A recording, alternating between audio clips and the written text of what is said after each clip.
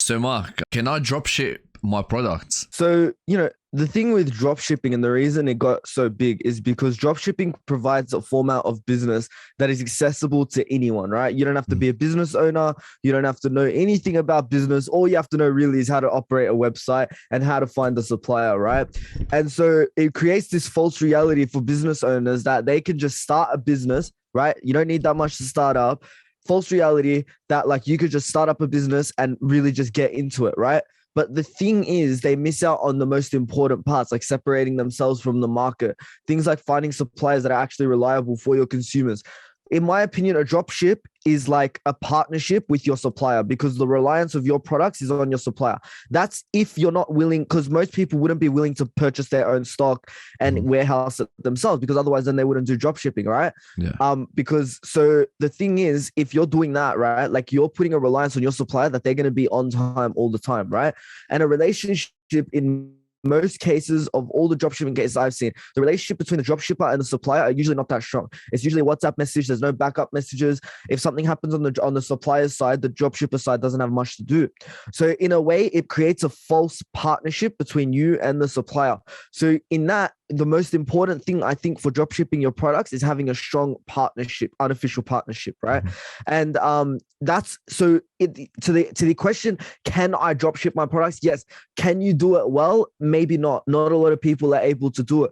This is because the benefits of a dropshipping product is that there's less capital to start up, right? Yeah. And like I said, it makes it accessible, makes it easy, makes it faster. All these types of things makes it more like attractive to people, right? Rather than starting up a business from nothing, registering your business name, doing this course to register your service, either building this product, you literally just go on Alibaba, for example, find the product, find your supplier, and bang, you're set, right? You get that profit margin. But the issue is with that, I can hear myself right now. Hey, Mark. So the issue is with that is that there's low profit margins, right? So you have less capital for startup, but then that outweighs itself by the profit margins. And the reason your profit will be so low is because you're trying to undercut the market, because dropshipping is one of the most competitive markets out there. And the reason is, see, when we're talking about other industries, the reason why they're competitive is because there's so much strategy, there's so many different things. But with dropshipping, the reason it's so competitive is because it's sold as such an easy task to do. So everyone wants to do it, right? Everyone, when they first get into business, the first thing they're recommended by people who have no fucking clue what they're saying is go start dropshipping. It's easy, right? Yes, it's easy to get a store up, but it's not easy to sell, right? And that's the biggest thing that you have to understand between the benefits and the disadvantages. And when we're talking about easy to get started, it's because you're avoiding all those things that warehouse people would have to cost. So that would be like the warehousing costs, wondering where to keep your stock, how to keep it safe.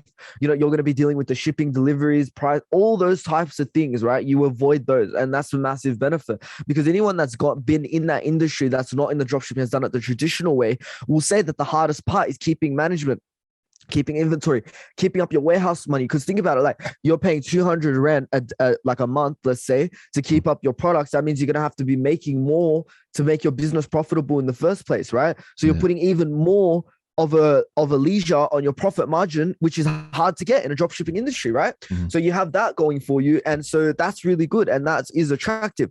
But at the same time, most dropshipping products, you need to verify them. There are dodgy suppliers out all the time. We know this. We've all ordered something online and it's come like, what the fuck? Like you order a signpost and it's a little toy signpost, and you order the whole damn, I don't know why you order a signpost, but anyway, but like, so we know that it's dodgy. So the best dropshippers are the ones that are able to verify their products, whether through actual video from the supplier, whether if they actually buy it, test it, use it, advertise themselves using it to build social proof. Those are the biggest things. So really all those benefits that I mentioned before and the things that you can avoid, you really can't avoid, right? Because you're not verifying yourself as an actual dropshipper in the market, right? The dropshippers that I trust are the ones that are able to verify their product, able to explain it to me from top to bottom, and able to verify that their supplier will be there consistently on time every single time, right?